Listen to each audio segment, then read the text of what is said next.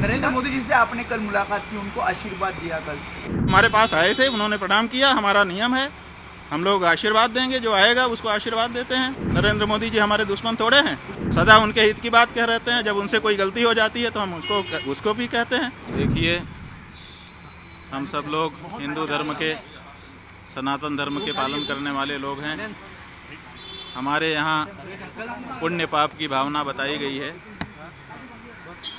सबसे बड़े पाप गौ घात आदि बताए गए हैं, लेकिन उससे भी बड़ा घात विश्वासघात बताया गया है।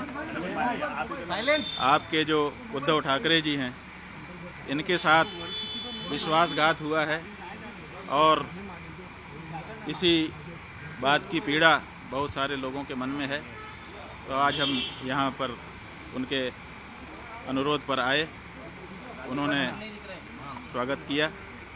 हमने उनसे ये कहा है कि हम सब के मन में इस बात की पीड़ा है कि आपके साथ विश्वासघात हुआ। जब तक पुनः महाराष्ट्र के मुख्यमंत्री की कुर्सी पर आप विराजमान नहीं हो जाते, तब तक हम लोगों के मन का ये जो दर्द है, ये पीड़ा है, ये दूर नहीं हो सकती है। तो उन्होंने कहा है कि जैसा आप लोगों का आशीर्वाद होगा हम करेंगे। महाराज जी, लेकिन हिंदुत्व की बात कर रहे हैं, जो विश्वासघात की बात कर रहे हैं, उद्धव ठाकरे से निकला, वो कहते हैं कि हिंदुत्व हमारा हिंदुत्व है। बीजेपी कहती है कि हमारे साथ विश्वासघात हुआ है। देखिए, किसका हिंदुत्व असली है तो ये जानना पड़ेगा कि जो विश्वासघात करे वो हिंदू नहीं हो सकता है। जो विश्वासघात सह ले वो तो हिंदू होगा, क्योंकि उसके साथ विश्वासघात हुआ है। तो जिन लोगों ने विश्वासघात किया वो कैसे हिंदू हो सकते हैं? नहीं, बीजेपी का कहना है कि पहले उद्धव ठाकरे ने बाकी लोगों के साथ मिलकर उनके साथ विश्वासघात किया और यही वजह है कि बाद में उत्तराधिकारी आपको बोलते हैं हम हैं, उनके विचारों के उत्तराधिकारी है। उद्धव जी बोलते हैं हम हैं विचारों के उत्तराधिकारी। भाई, हम कह रहे हैं कि उद्धव ठाकरे जी के साथ विश्वासघात हुआ है। अब इसी में आप समझ लीजिए सब बात। ये बीजेपी ने इसलिए पूरे महाराष्ट्र की जनता इस बात से पीड़ित है। सबके मन में इस बात का दर्द है। चुनाव में इस बात का पता भी चल चुका है। अब तो ये बात प्रमाणित हो चुकी है कि महाराष्ट्र की जनता इस बात को मानती है कि उद्धव ठाकरे जी के साथ विश्वासघात हुआ है और ये ठीक नहीं है। ये जनता का भी अनादर है। जनता जिसके लिए बहुमत देती है उसको उसके समय तक के लिए बनाए रखना चाहिए। बीच में सरकार को तोड़ देना और बीच में जनमत का अनादर करना, ये अच्छी चीज़ नहीं है। राज्य का भाजपा कहता है कि हिंदुत्व तो हम शंकराचार्य जो है ऐसे बयानबाजी को लेकर कैसे हमारा हिंदुत्व ही भाई, शंकराचार्य की बात नहीं है। शंकराचार्य जी क्या कहेंगे? जो सच होगा तो वही तो कहेंगे। हमें राजनीति से लेना देना नहीं है, लेकिन विश्वासघात तो हमारे यहाँ पाप बताया गया है। ये तो धर्म का मामला है ना, पाप और पुण्य। और इस बारे में कौन बोलेगा? राजनेता बोलेगा। इस बारे में तो धर्माचारी ही बोलेगा। महाराज जी, जो पूजा हुई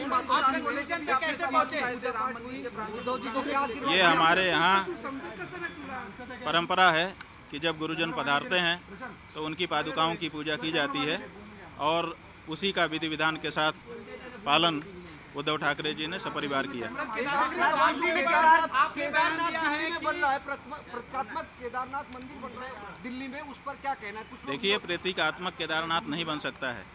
हमारे यहाँ शिव पुराण में 12 ज्योतिर्लिंग का व्याख्यान किया गया है। बताया गया है कि 12 ज्योतिर्लिंग होते हैं। 12 ज्योतिर्लिंगों के जहाँ नाम बताए गए हैं वहीं पर उनका पता भी बता दिया गया है। और ये कहा गया है, जैसे सौराष्ट्रे सोमनाथम, पहले कहा सौराष्ट्र माने पता, उसके बाद कहा सोमनाथ। उसी तरह से केदारम हिमवत पृष्ठे, जो केदार है वो हिमालय के पृष्ठभाग में है, माने हिमालय में केदार है। तो आप दिल्ली में कहाँ से ला के रख दोगे केदार को? जब पता साफ साफ बताया गया है कि ये यहाँ लोकेटेड है, तो आप उसका लोकेशन क्यों बदलना चाहते हैं? क्यों जनता को भ्रम में डालना चाहते हैं? आप भगवान के 1000 नाम है, किसी नाम से स्थापना करके पूजा करिए, लेकिन केदारनाथ धाम दिल्ली में बनेगा, ये अनधिकार चेष्टा है और ये नहीं होना चाहिए। क्या इसके पीछे राजनीतिक वजह है? भाई, बहुत सारी राजनीतिक वजहें हैं। हमारे सभी जो हमारे धर्म स्थान हैं वहाँ पर राजनीति वाले प्रवेश कर रहे हैं और अब हमारे धर्म स्थान में जहाँ प्रवेश करने में दिक्कत हो रही है, आप केदारनाथ में देखिए 228 किलो सोने का घोटाला हो गया। आप पत्रकार लोग क्यों नहीं उठाते हो?